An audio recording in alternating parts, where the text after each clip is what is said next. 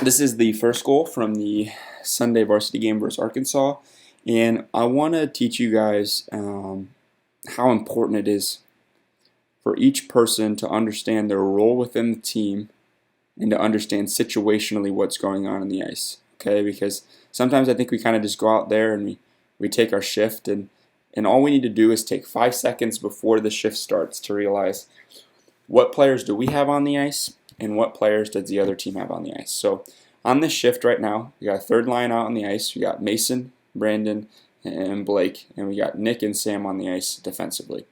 Out on the ice on their team, they have their top D pair, number 25 and number 75, as well as their top line of 3 seniors. Okay? When this happens, I love this opportunity as a third line guy, right?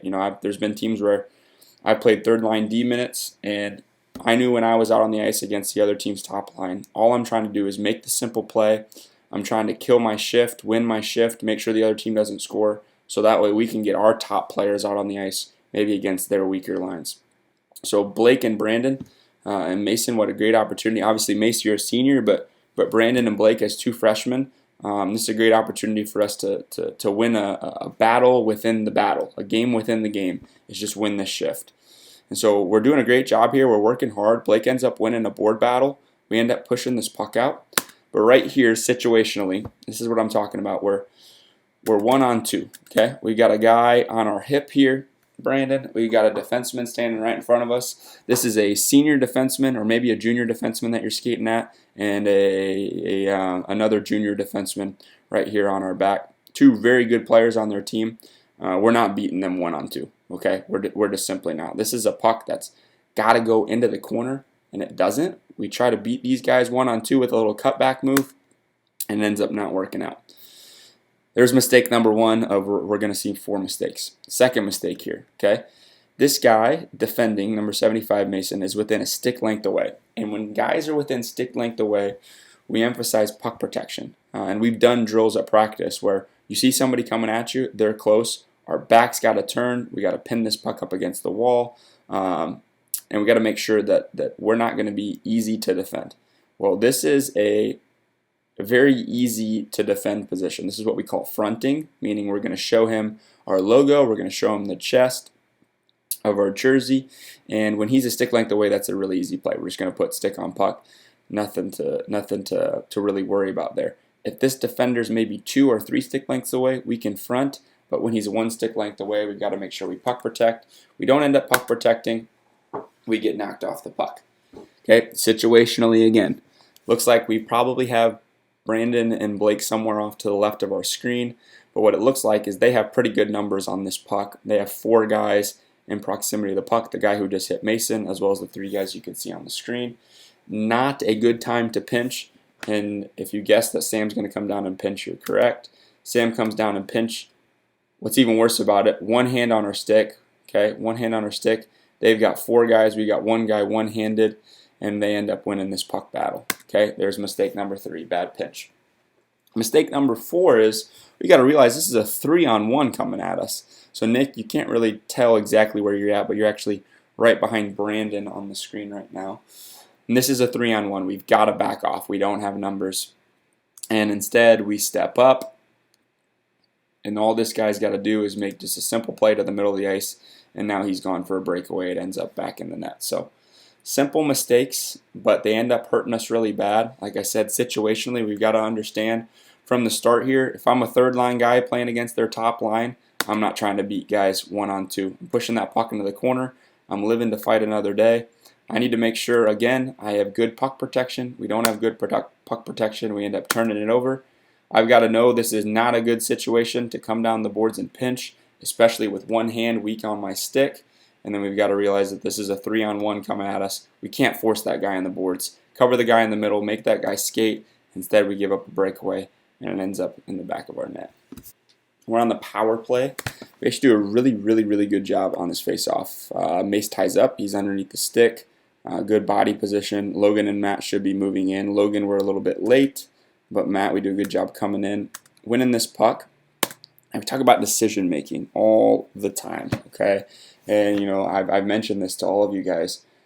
We make okay plays, but we don't make good plays and we don't make great plays. So the great play here is the simple play because we're on the power play. So when you're on the power play, you don't have to make incredibly great plays that are super flashy. The great play often is the simplest play. So anybody looking at this screen, if I was to ask you where should this puck go, this puck should go right back to Aiden. Why? Because that's our system. We want to get the puck back to our D that's on the board side after a face-off, walk to the middle, and then create traffic in front of the net and score a goal. So this is what should happen. The puck should go back to Aiden, and we should walk out. Sam should be funneling to the front of the net. Mason should be funneling the net. Logan should be funneling down in the slot. Should have 2 or 3 bodies at least in front of the net. Pretty simple play right here off the face-off. And instead, let's watch what happens. We can't quite tell because the cameraman ends up turning, but this puck somehow ends up down in the corner. Not exactly sure how it happens, not sure why, but that's never part of our system. We don't have anybody standing in corners on the power play or even 5-on-5 because when you throw pucks down into corners, that's where pucks go to die. And if we watch, 75 ends up rimming this puck around to 4, 4 bumps it into 11, and 11's going to end up moving the other way and taking a shot from outside the dots that we know probably shouldn't go in, but it ends up squeaking through and ends up in the back of the net. Okay, now this all starts right here. We win a face-off, and we do absolutely nothing with it besides turn it over. Decision making. We make such poor decisions with the puck. We don't make the simple play. It ends up getting turned over, and it ends up in the back of our net. This is the third goal from the Sunday varsity game against the Arkansas Ice Hogs, and I think we all know this is a bad goal. Okay, if you ask Zach, he's not very happy about it.